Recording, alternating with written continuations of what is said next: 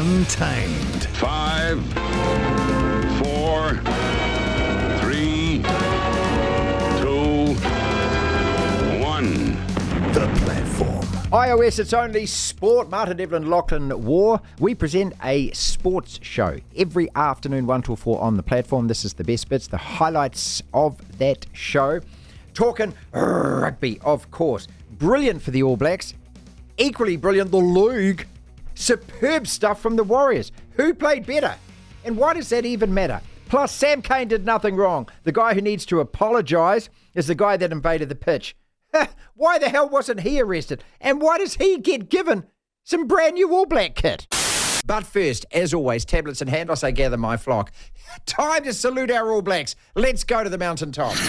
We live in an amazing, amazing world, and it's wasted on the crappiest generation of just spoiled idiots.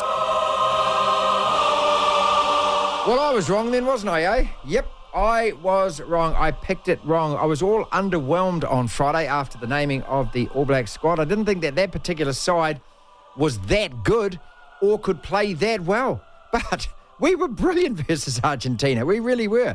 Players with question marks over them answered those questions in kind. Beauden Barrett, Rico Ioane, Shannon Frizzell. Well, the first two came in with no real consistent Super Rugby form to speak of at all. I can't remember the last time I would have accused Rico or Beauden of playing a good game of rugby. Both of them exceptional. Frizzell, he played most of the Super Rugby comp at lock. Goes on blindside. Brilliant. Again. Speaking of, Josh Lord, 120 minutes of Super Rugby all season. That's all he played, and he dominates like that.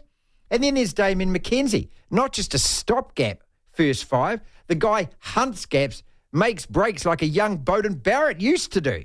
Ian Foster told us 2 weeks ago that he wanted the team to attack space, to play with pace. We've got an attacking mindset. We always have. It's how we want to go into this year, and we want to make sure that we don't overstructure our game, that we end up becoming a little bit too robotic in what we do. And so it's a matter of, just empowering players to when we see space, to actually look at taking it and making sure that we've got the skill set and the support systems to back those decisions. And they did.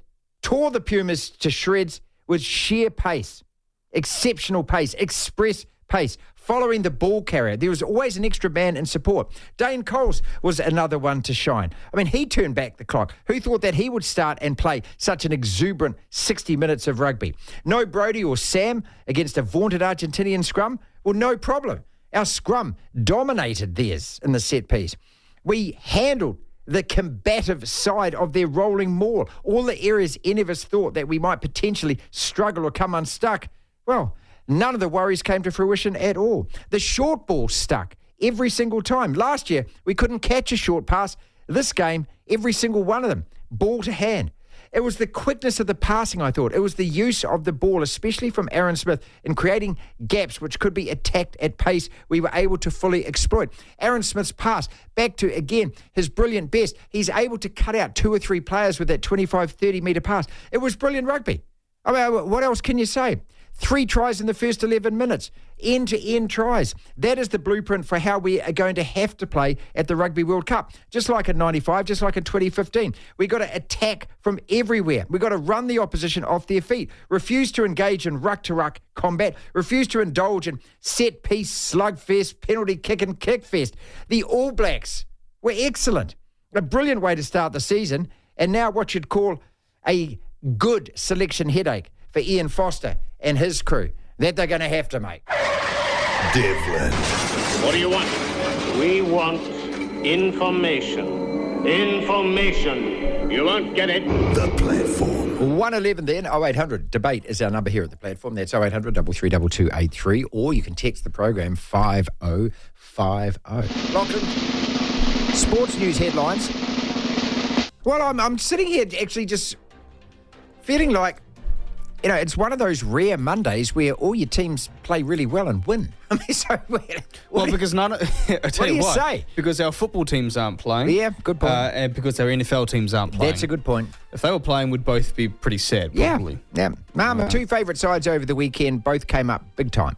Yeah, very much so, and very much impressed with the All Blacks, I think, more so than the Warriors, if I may say. All right, where to start? There's not really much in the way of developments in All Blacks camp, just around the Sam Cane situation. I don't know if you saw his massive apology on his Instagram. Geez, you'd think he'd beaten up a woman or something. You know, the way he was apologising on his Instagram was like he'd done something seriously, seriously wrong. So if you'd come across that before actually seeing the story that the All Blacks captain had kicked out at a protester, you'd be very nervous as to what Sam Cane was up to. It's a real beat-up of a story, and I don't really want to talk about it too much, to be honest. So I'm going to start off with Ashes. A superb 75 from Harry Brook and some big hitting from tail ender Mark Wood earned England a pulsating 3-wicket victory in the third Ashes cricket test in Leeds, dragging the hosts back into contention in the series in breathless fashion. They're only down 2 matches to 1 now, with 2 to go. Motorsport news, Max Verstappen won the British Grand Prix to stretch his Formula 1 points lead to 99 as unbeaten Red Bull. This is actually quite a cool element to their victory. Unbeaten Red Bull equalled McLaren's 1988 record run of 11 victories in a row. Red Bull have won every single race so far this year. Max Verstappen, I think, has won 8 or 9 of them. The other 2 or 3 going to Sergio Perez. McLaren's Lando Norris finished second. Lewis Hamilton of Mercedes finishing third. So 2 British drivers on the podium. And if I remember correctly, 4th was Oscar Piastri of McLaren, and 5th was George Russell of Mercedes. So a lot of British representation there, and actually really good to see McLaren and contend again. Kiwi ace Shane Van Gisbergen has finished his landmark 500th Supercars race fuming, ordered to concede a place to teammate Brock Feeney late in Townsville. This was yesterday in the final race of the weekend in Townsville. On the final lap, Triple Eight management ordered SVG to hand 4th position back to Feeney after SVG had passed him. This is what Shane said over the radio. "Why do I have to give it back? I just passed him," he insisted over the radio. The reason being that Brock Feeney was in contention to win the round, and if a driver wins the round, it gives construction points to the constructor. So it actually benefits Triple Eight as a team. I don't like it. I don't agree with it, but whatever. Not up to me. Australian Rugby League's chief has confirmed a State of Origin game could be played in New Zealand as early as 2027. ARL Commission Chairman Peter V'landys confirming to the Australian newspaper Across the Ditch that New Zealand was absolutely a consideration for a State of Origin fixture between Queensland and New South Wales. Why on earth would they do that? It is a waste. Don't bring it here. We don't understand Origin the way that they do in Australia. Kiwi UFC fighter Dan Hooker has overcome a broken arm to resurrect his title hopes with a bloody split decision victory over American Jalen Turner at UFC 290 in Las Vegas. Post-fight, Hooker was quizzed about a possible broken arm. He responded, "Just a scratch, we'll have to see." Well, it was more than a scratch. An X-ray proved that he actually has a fracture just above his wrist, and he still won the fight with said fracture on his wrist. Quite incredible. Tana Umanga's move to be Moana Pacifica head coach has been confirmed. This was reported last week, but as I say, now been confirmed. He takes over the role from 2024 onwards, leaves the Blues, where he didn't quite have an assistant coaching job, but a job sort of, I don't know how to really describe it. It was sort of an assistant's role, if I remember correctly, but he was involved with the Blues, but Tana has left that job. Wimbledon, some big names advancing to the next round. Iga Swiatek, the top seed in the women's singles draw. Elena Svitolina, knocking out Victoria Azarenka. Azarenka's a Belarusian. She was booed off the court. She lost to Svitolina, who was a Ukrainian. So she was booed off the court, which is, in some sense, a bit of a shame. Andrei Rublev, in the men's draw, he won. Yannick Sinner won as well. Denis Shapovalov knocked out. Stefanos Tsitsipas plays tonight. And just finally, some good news for one of our Kiwi rowers. Tom McIntosh, in his first international outing in single sculls, he scored a surprise bronze medal at the final World Cup rowing regatta of the season.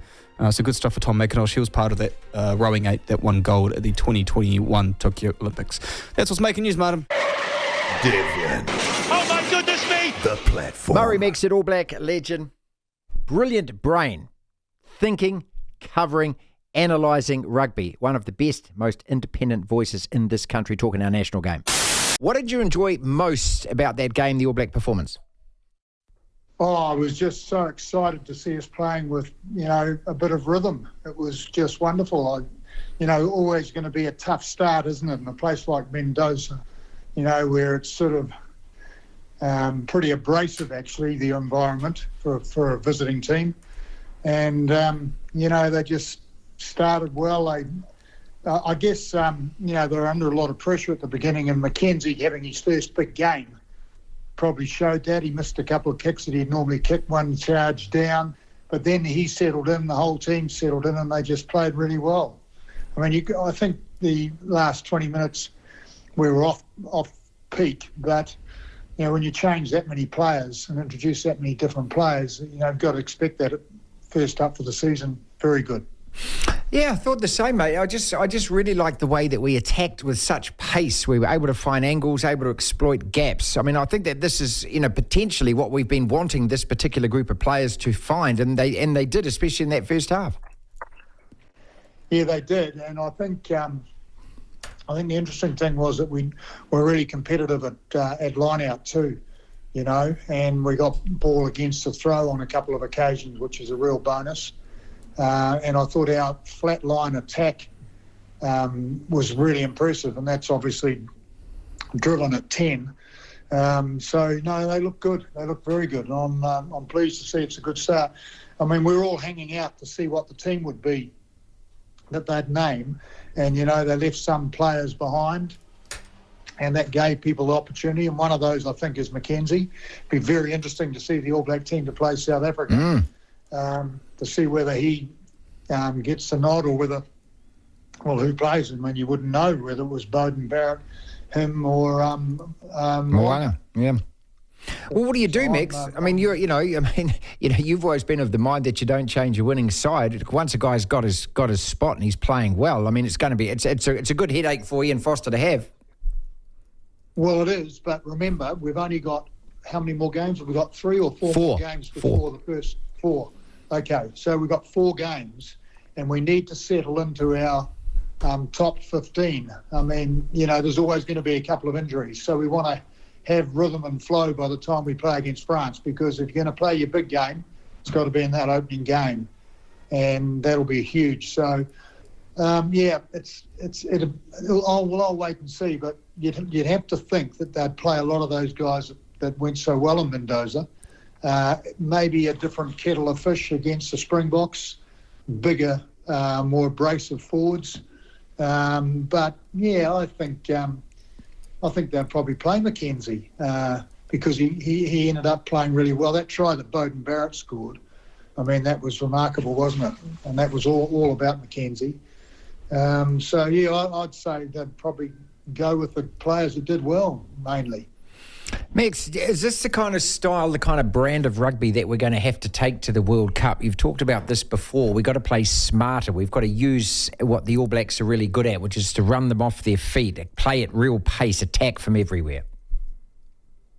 I don't think so, no. I think you've got to play the percentages a certain amount, certainly in set play, because the refereeing at the Rugby World Cup will be more officious than our refereeing has been at Super Rugby level. I mean, we wanted Super Rugby to be a spectacle, and the referees were not easy on the game, but wanted the game to flow. And I think, it was good rugby, but Test match rugby, World Cup rugby, with referees trying not to miss anything, looking for a reason to blow the whistle, there'll be a lot more stop-start. And I think we need to be cognizant of that, and we need to be targeting more than 50% of set play possession, even against teams like France. We have to have a strict game plan to win those sorts of games. I think what we do have that is our point of difference in many respects is we have the ability to move the ball to space, possibly better than any other team in the world. In fact, the team that would compete most with us there in that area is probably France. Australia don't get the same go-forward ball that the All Blacks get, but the French certainly do. So that's going to be a magnificent confrontation. Breaking down a couple of areas, in terms of the scrum, the parity at least that we got there's a couple of times where we had them wheeling backwards. That for a start, plus also your eye also on that loose forward trio of Ardie, of Shannon Frizzell playing 6. He's played lock at Super Rugby, back at 6, and Sam Cane. Yes, well, there's a lot of unknowns yet, Marty. I mean, 4 games, as you say, there'll be some players that will be introduced, but I'm thinking not many, maybe 2 per week maybe 3, but I wouldn't have thought so. Just 2 would probably be enough. But those positions that you mentioned are up for grabs. I mean, in the front row, Dane Coles sort of almost put himself back into starting lineup. Yeah, it's impressive. And those 3 hookers are world class. The whole 3 of them, absolutely outstanding hookers. A young guy and 2 bloody hardened professionals. I like the edge that Coles gives us. He's got that abrasive edge, and you've got to have a couple of players that have that when you're playing against teams like the French. You can't let them ride over the top of you, otherwise you come second. So I reckon that is a very contentious position, and we'll see that change during the next 3 or 4 games, and they'll try different roles. But I don't think that'll break up the team much. I think that any one of those hookers would do the job. The front row seems to be getting better and better. It's pleasing to see that. And the loose forwards, well, they're by no means sorted at this stage. Frizzell, it was great to see him play well, because we need to get this trio right.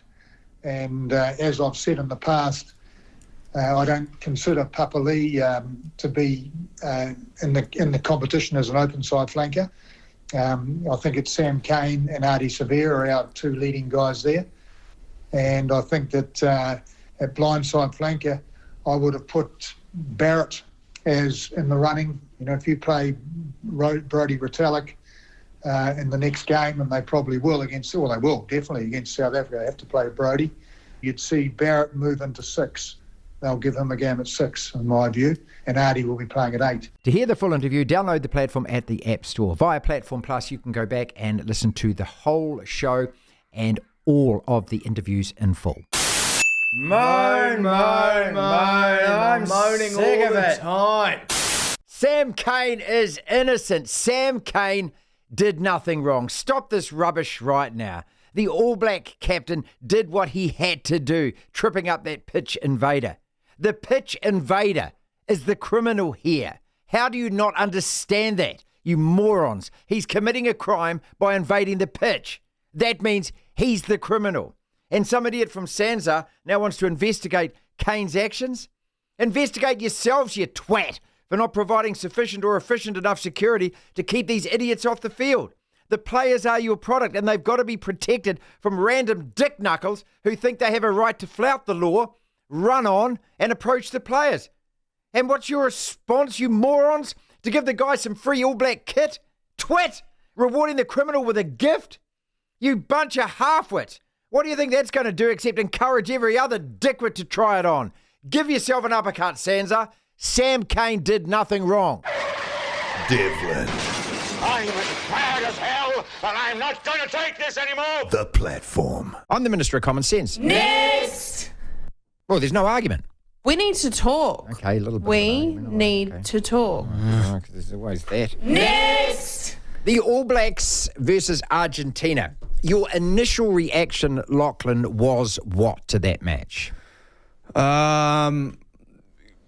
Shock, to be honest, because I didn't expect us to play that well. Same. I was genuinely pleasantly surprised. Yeah, I mean, I was a bit more half glass full about the team when it was named than you, but it was just the first try. I mean, there was the early kicking mistake, but the first try, the first 3 tries really, and just the way we moved the ball at the field, precision with the passing, with the way we were hitting the gaps. All of the forwards, in my mind, were doing their job well. I mean, you had a guy like Josh Lord who didn't really do much else, but was good at line-out time, He disrupted which is his job. That's it. It was just guys doing that Bill Belichick, wasn't it? Do your job. I was very, very, very surprised, very impressed. Attacking at pace using space. We began the program by playing that Ian Foster quote in the middle of a rave from me, where I got to say, you know, I got a phallus attached to my head after that All Black. I'm dickhead. I mean, because I doubted on Friday. I said I was underwhelmed by that side because there were guys picked for the All Blacks who haven't performed in Super Rugby. What else is the gauge of form here if we can't look at Super Rugby and go, Rieko Ioane, when's the last time the guy had a decent game where you actually said, man, he was good? When did Beauden Barrett last play at that level? Yeah, it's been a long time, especially for Beauden Barrett. So I think that we have a right to be surprised, but when the All Blacks attack and play like that, I don't know if there's another team on the planet that can actually live with us. We've just got to be, when it comes to the World Cup, I disagree with Mex on this. I just think we've got to be really judicious about when we plant the foot and go. Because there's no finer sight, Lachlan, for me, than when Beauden Barrett's running or Rico's running, and you got guys left and right. You got options both sides. You got in and out, right? How many tries did we score? The first 3 tries where there was 3 black jerseys there and 1 defender. Yeah. Well, that does not get better than that. Next! What do you do if you're Ian Foster now with Damien McKenzie? Do you start him again? I don't know.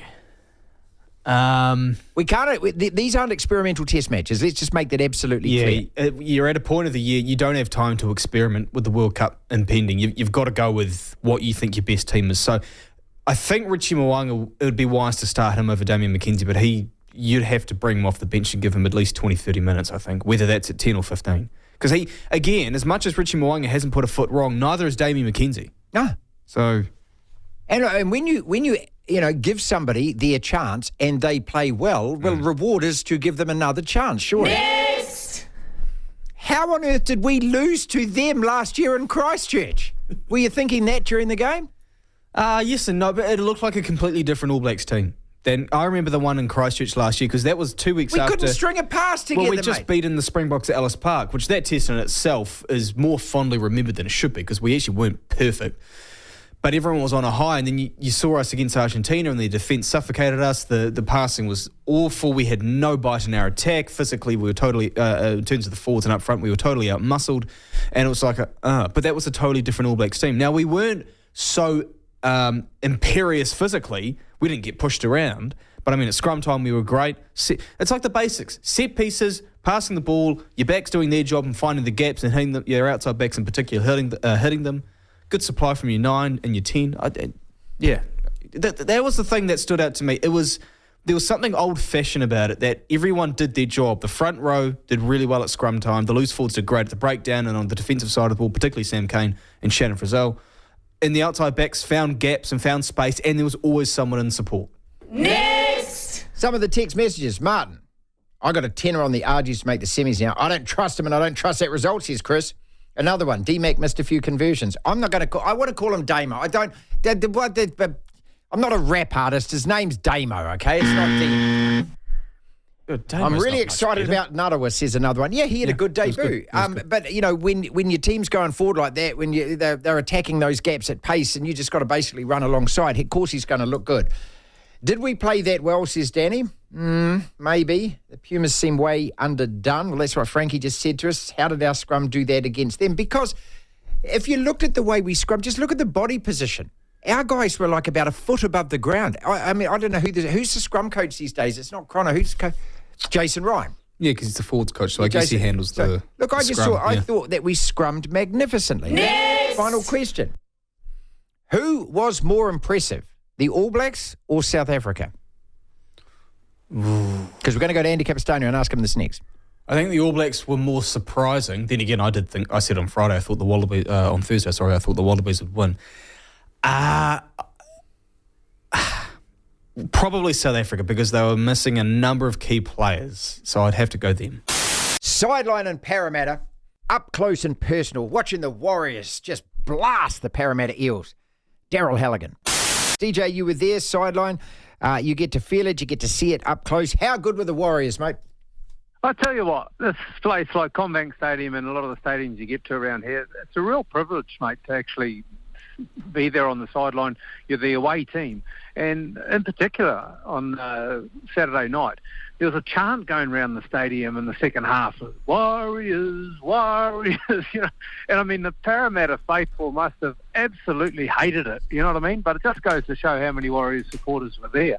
And it was great to see them in voice as well. So, yeah, it is a treat. It's a real treat sometimes to sort of like just be on the sideline and just right in amongst all the players.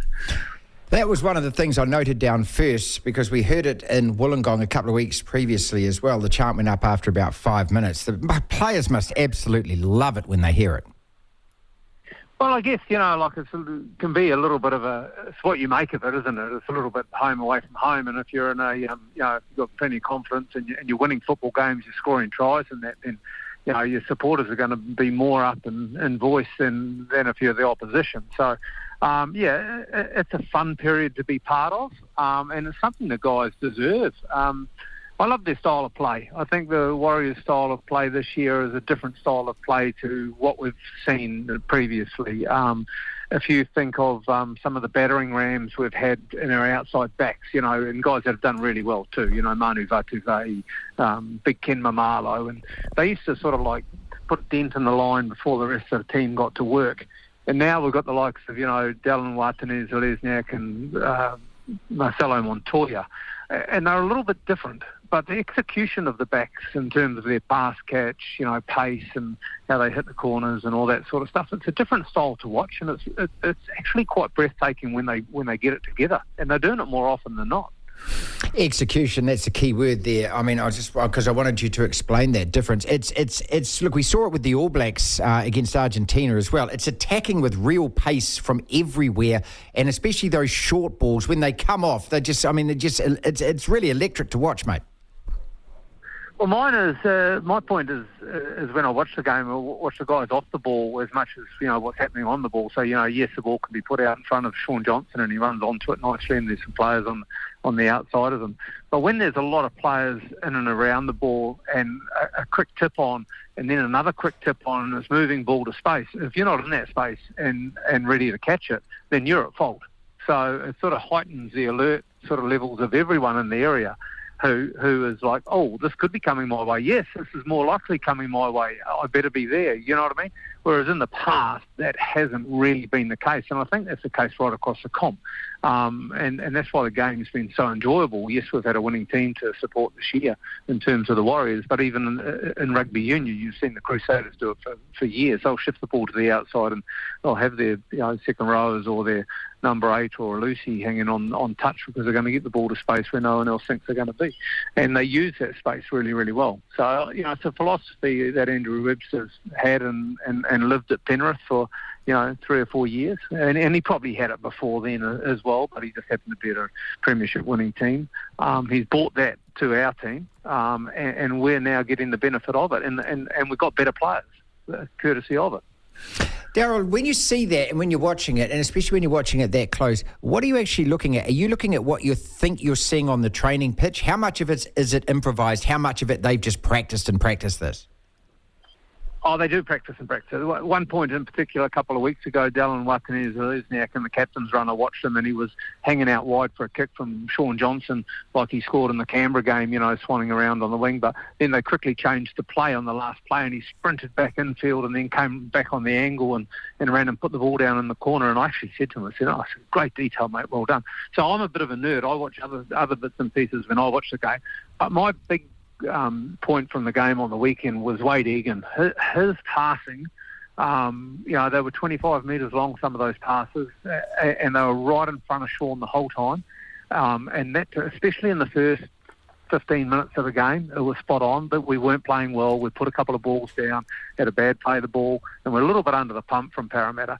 But the width of his passing to start the game and the accuracy of it was just spot on. So, I sometimes watch the game a little bit differently to what you do when you're sitting up having 10 beers in row 5 and up the back of the grandstand. But, and so some of that detail has been so spot on. And I think, that for me, Wade, he's a big cog to this team in terms of that execution. And if you think of it, the first pass always comes from dummy half. So if you don't get that right, well, you don't get step 2 and 3 right, do you? So, no, I thought his game was outstanding. And he ran well, too, in the second half. DJ Halligan is with his premiership winner, of course.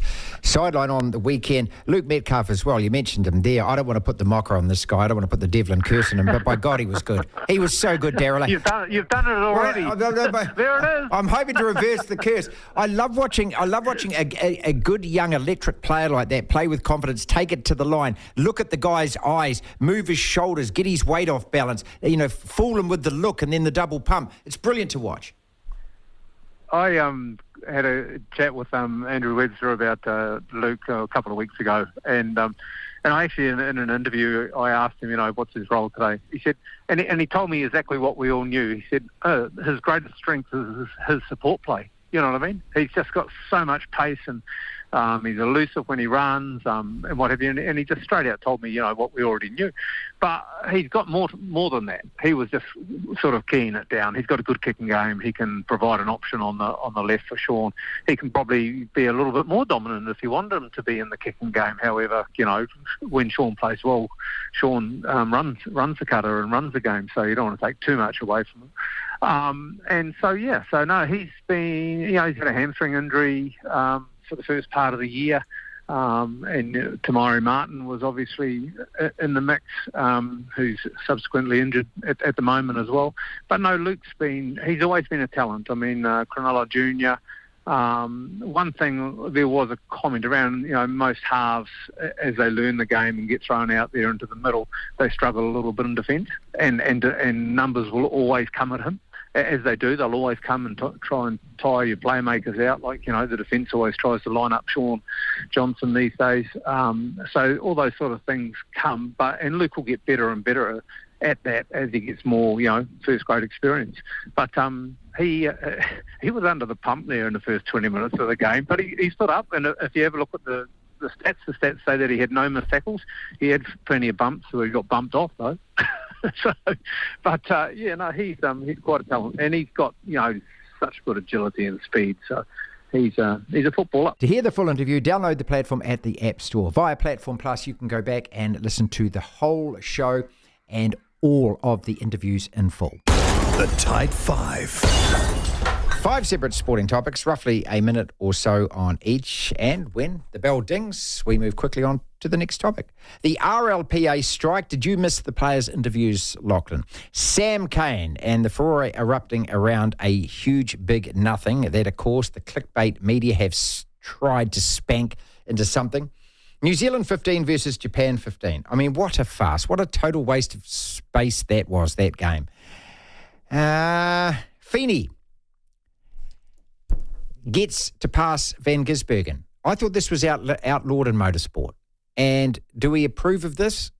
Even though it's team points and he wins the round and all of that kind of stuff. The one thing I love about motorsport is just foot to the floor and the fastest guy wins or fastest girl wins. Was that the result you wanted in the Ashes third test? And I might have asked this question before, but we'll go back to it. Who was better, the All Blacks, the Warriors, or the Springboks? Let's kick it off with the league, though, because we are going to go to Daryl shortly. The RLPA strike, I just think this is incredibly selfish of this guy, Clint Newton, who I understand got into a bit of argy-bargy on air with Gordon Tallis about this. Ricky Stewart made a comment on Friday, which I believe to be absolutely true, Lachlan. He says the vast majority of the players, and he's talking over 90% of them, he said, wouldn't have a clue who the guy is, wouldn't know what the dispute's about. They just want to get on with their jobs, and part of their job is interacting with the media. And the thing that, I'll ask these guys coming up, both Zane and DJ about this, is that, you had many milestones for the Warriors. You had Sean Johnson's 200th game. Not only that, his young daughter presented him with his jersey. Not only that, his wife Kayla is ready to give birth to baby number 2. You had that to celebrate. I think Big Adam had 150 games. Wade Egan had something to celebrate. Dylan Walker as well. I think he had 200, I think. You've got guys that are playing their first Origin games this coming Wednesday. Now, look, in my generation, having your face on the back page of the paper or a big article about yourself, that's something that you frame up and you put it in the office or you keep forever. I know that the electronic thing these days doesn't kind of work like that, but these players are missing out on stuff which they shouldn't be missing out on, and we as fans are missing out. Now, I know a lot of people also, Lachlan, will say, hey, I don't miss the halftime interview with the players. I personally miss not hearing from the players. The players are the actors in the soap opera to me. I want to hear from these guys. Sometimes you get a good comment, sometimes it's a bit cliched. I don't care. But they're the game to me. Not you, Clint dickhead. Not your stupid union disagreement, which has been going on, Lachlan, for 20 months, mate. Yeah, I'm a bit the same where I don't know what the media boycott is going to achieve. And why punish us? Well, that's my point. Why punish us of something that... It's not our beef. At the same time, they can't really refuse to play because I guess you get into sort of legal trouble then if you do that. This is just spiteful, I think. The only people getting hurt by this are us fans. You know, the NRL's not getting hurt by this. It's us people who pay to watch are getting hurt by this. Well, at the same time, we're still going to watch. I know we're still going to watch. I'm still going to watch. I just think it sucks, that's all. Yeah, it sucks, yeah. And this guy, look, if you've sat there for 20 months and 1,000 hours of walkies and you still can't get it done, get out. Then again, their argument is fair where they want salaries and benefits to be returned to what do you what think they this were disputes about? Pre-COVID. Well, they want more money, I know. There you go, okay. It's about the money. But assuming what they've come out and said is true, which is fair to do, then what they're asking for is what they had before, which I think is very fair. Well, why can't they get this done around a table then? Because there are two bulls butting heads in a paddock, mate. That's what it. I don't know. I've been involved in these kind of things before, and that's what it comes down to: ego versus ego. Sam Cane, I'm proud of the All Black captain, and I don't think he should apologise for anything. If you are on a field, if you have unlawfully entered the arena, to me it's the same as a fleeing driver. You lose your rights at that stage.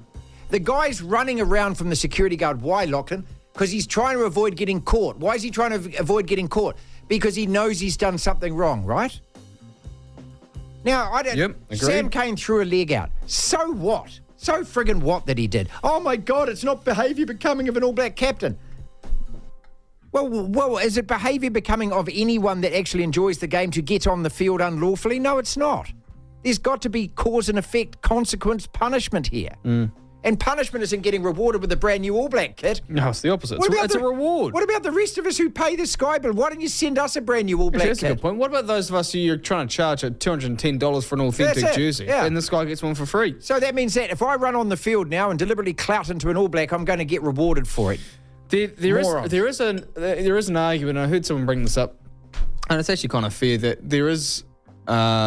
For Sam Cane, I mean, there's a risk in sticking your leg out. I mean, because what if the guy, trips over on a certain angle and then all of a sudden you injure your knee? It was just a reaction. It happened in a split second. He turned around and saw somebody he didn't know running towards them. Yeah. Well, also, by the way, apparently, as according to a commentator on Twitter who was at the ground, that there was more than one pitch invader. There were a few more hitting the field. And one guy nearly took out Damien McKenzie. He had to move out of the way. So it's not just the Sam Cane situation. There's actually more that's gone on here. Did you watch the little clips on social media? The guy that Sam Cane foot tripped, he didn't run back into the stands. He just ran around the back where all the players were and just stood there, and security did nothing, just absolutely left him there. The security guard was jogging and then just kind of gave up. Should SVG have been told to move? Well, no, he shouldn't have, but at the same time, this is what goes on in motorsport, so you can't really act surprised or angry. I'm not surprised by it. I just don't like it. No, I don't like it either. I mean, it makes a farce of the race to me. Van Gisbergen was brilliant. He came from 25th in that race, and he was quicker than Feeney. He deserved to finish ahead of him. That's what he said on the. You could hear him in the in-car mic afterwards saying, "Hang on a second, I just overtook the guy." Yeah. What are you telling me here? And to Brock Feeney's credit, he didn't like it either. He said post-race, I wasn't a fan of it. He passed me. Fair enough. This just means to me, Shane Van Gisbergen will be in NASCAR next year. I don't think he wants to fanny around with supercars. Well, anymore, that's a. No, he's just not happy with the car. I think he's going regardless of this. He's going anyway. He's done supercars now, mate. Well, yeah. He's on. But there was great racing over the weekend. Eric Thomas will talk us through that after. Well, your boy won. Your favourite driver, Anton De Pasquale. Well, I'll talk about De Pasquale because De Pasquale is very good if he's got a clear track, a clean car, and all he's doing. You will never be pleased. He is brilliant. You will never be pleased. He is brilliant at racing around any circuit in the world where there are no other cars on the track. He didn't start from pole. Yeah, but it all worked in his favour. As soon as that safety car came out, he was first in the pits and he got clear air. Good strategy. That's why. Good strategy. This is my point. He's a great driver if he's clean, clear. He's not a good driver if he's got anyone that he has to contest with. He doesn't like it. He might as well be racing on a track with no other drivers. Name me a driver aside from Shane Van Gisbergen. I'll say Will Brown's had a good year aside from Will Brown. That's racing right now. Who is the perfect all-around driver that can come from the back of the grid, that can start from pole? Who has? Well, when's he done it? I'm a Mostert fan, but he hasn't done it that much. He hasn't got as many wins as De Pasquale over the last couple of years. Oh, Winterbottom's well He past bloody his best won a spot. race about a weekend ago, mate. Exactly, but that's his first win since 2015 or 16. Wally, mate, You just don't should be like this walking down guy a because he catwalk. is a youthful-looking Should be driver. walking down a You don't catwalk in like his him 'cause- leathers, you mate. don't- No, you just don't like him. I for don't some like him weird because he reason. doesn't drive hard out. He gets the best car and he can't make the you're best wrong. of it. No, you're wrong. Finally, was that the result you wanted in the third Ashes test? Yes. Of course. We all want it to go to 5, don't we? Yeah. Isn't that the point? Yeah. So all my criticism last week of Bazball, there wasn't that much Bazball taking place, actually. There was poor batting on both sides. Neither team got over 300. 4 innings of cricket. So the bowlers dominated. I'm very interested to know how good or bad that pitch was, and Jon Norman will explain that. But all I want is I just want it to go down to the pressure of it's 2-2 and who is the best team and who's going to bottle it. That's what I want to see. When's the next test is... Old Trafford, Yeah. starting next Thursday. And then the final one wraps up Not this Thursday, next Thursday. next Thursday. Well, sorry, no. So there's a weekend. There's a weekend where we get a breather now. Oh, really? Yeah, we get a breather. didn't know that. There's a little wee break. Yeah, result I wanted as well, absolutely. Though I've been turned off England a little bit just by the way that they've behaved, particularly with the Johnny Bairstow dismissal in the second test. But no, it's great for the series. But I can't help but think that, at least from what we've seen, you look at the numbers in terms of the runs that each team have scored and the wickets that they have lost, it is incredibly... There's 45 runs between them across 3 tests, and England have actually lost fewer wickets. So it's incredibly close, but I just think Australia are a much better side, so they'll probably go on and win the 4th test. Plus, there's nothing better than watching a guy just stick it up the Aussies with sheer pace, and that was Mark Wood. Man, he bowled fast. The perfect result in the third Ashes test. Come on, we all want this to go to 5, don't we? Jon Norman, talkSPORT cricket editor. Of course, Australia just wouldn't get it done. They've waited a long time to see their team win in England, and they may still see it, but they're going to have to wait like they did 4 years ago. And they couldn't quite go over the line then as well, and I just wonder whether that's part of the reason that you saw them stumble a bit at Headingley, a ground which of course is synonymous with great come-from-behind victories for England against Australia. And truth be told, this was another one. And forget the chase today, which in itself was nerve-shredding.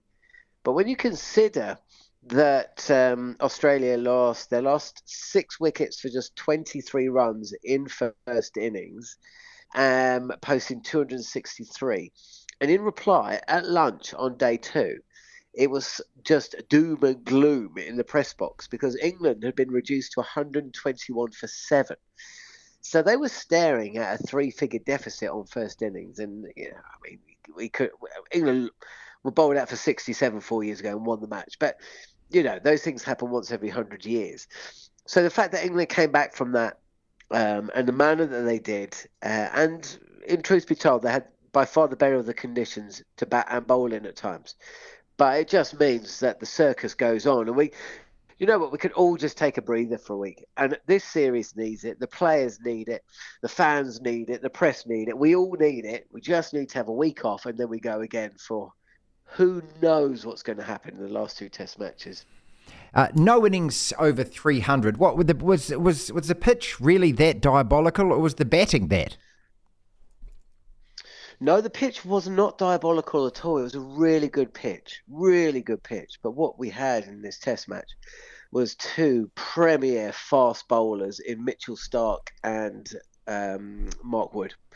Mark Wood bowled the fastest spell by an Englishman ever. Just think about that for a second. I mean, as far as we know, of course, there aren't official records prior to, 1980. But, Shield Berry, who writes the Telegraph, has been following and writing about cricket for the best part of, 40, 50 years. Steve Harmison, who has played and watched a lot of cricket for the last 30-odd years. I mean, this is up there with the fastest spell ever. And Mitchell Starc today was just irrepressible. He was irresistible, incredible. He's added new skills to his armoury. He's become an even better bowler. It just shows you can continue to get better and better as you get on in your career. So I think in one regard it was because of the premier pace. There was something in the pitch. The overheads were there for a large part of the match as well, and at Headingley you always look up, you don't look down. So yeah, I mean it was, but I don't think it was ever a pitch where the ball the balance between bat and ball went too far the way of the ball. You still saw batters who got good purchase for their runs. You saw an incredible innings by Mitchell Marsh. You saw a fantastic coming of age innings for Harry Brook. So it was there for everyone, and I think the ground staff should be very, very happy with the pitch they prepared. I think also everyone should be very happy that there are two B words that seem to be absent from all analysis at the end of this. One of them is Bazball, the other is Bairstow. We just got on with it, didn't we? Yeah. I mean, look, don't get me wrong. The Bazball approach was going to get criticism if England had lost that Test match, because one of the criticisms or the kind of murmurings around the way that the team have been managed is that it's been a little bit too relaxed, and it might not be true, but a lot of people are kind of saying that might have something to do with the fact that England are just dropping so many catches. They've come into the series a little bit underprepared, undercooked, a little bit too relaxed. But that's a story that can wait, because that's not the narrative now that England have won. In terms of Bairstow, I think England have got a problem there. His batting is affected by his wicket keeping. If you look at the breakdown of his runs, primarily when he's a wicket keeper, he scores his runs in first innings, and his record in second, third, and fourth is poor. And indeed, if you look at this series, the only time he scored runs was in the first innings of the first Test. Since then, it's just it's got worse. He's dropping catches left, right, and centre. To me, he seems like a guy who's just a bit short of confidence as well, and that's not where you want to be in an Ashes series. So, these are two stories that will continue. But again, England won, so they'll continue for another day, not 2 days.